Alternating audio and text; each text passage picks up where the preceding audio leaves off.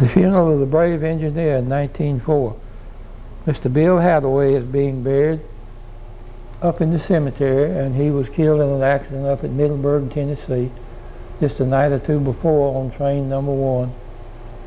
And around his grave are his lodge brothers, a small fraction of them, the ones who were here and wouldn't have to lay off to go to a brother's funeral. And they are, and behind the stone in the background is Mr. Hadaway's brother, who is Mr. George Hadaway, and he's a conductor. The man in the grave is Mr. Will Hadaway, or Bill Hadaway, they called him. And the men in the picture, on the left, is Arthur Mills, who is an Englishman who came over here and was hired on the railroad, became an engineer, and will be killed in a wreck in 1910 at the tire plant, along with his fireman. Next is Mr. Archie Smith.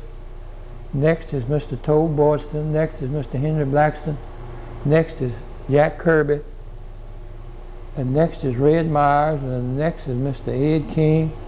Next is Mr. Pete Olson. And then there comes Whistle and Run Charlie Dunn.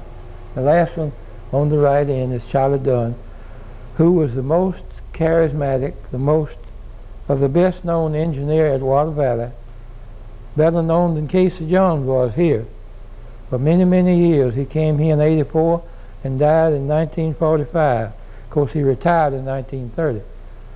But he was a flamboyant, as I say, charismatic, chesty, strong, physical specimen with a deep baritone voice, and he could sing at the Methodist Church, and he loved to sing "Life is like a mountain railroad, up and down the hills we go," or something to that effect.